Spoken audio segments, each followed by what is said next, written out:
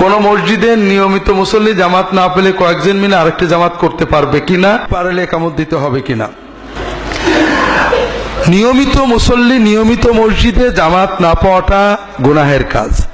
কারণ জামাত তো মূলত প্রথমটাই, প্রথম জামাতে যদি না আসতো তাদের বাড়িঘর পোড়াতে চেয়েছেন রাসূলুল্লাহ সাল্লাল্লাহু আলাইহি ওয়াসাল্লাম। তবে যদি আগ্রহ আছে, ইচ্ছা আছে, দেরি হয়ে গিয়েছে, তারা মসজিদে আসেন।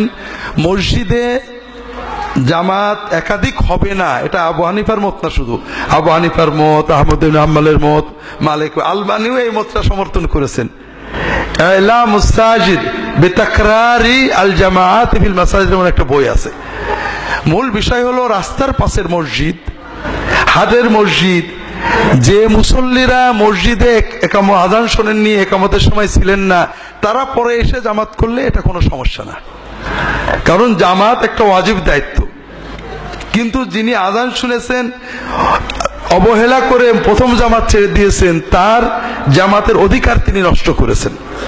এই জন্য এইরকম মানুষেরা বাইরে জামাত করবেন, মসজিদে নয়। মসজিদে কিন্তু রাস্তার পাশের মসজিদ, যাতায়াতের মসজিদ, হাট বাজারের মসজিদ, যেখানে মানুষ পরে এসেছে, আযান একামতের সময় ছিলেনই না, তারা জামাত করতে পারেন।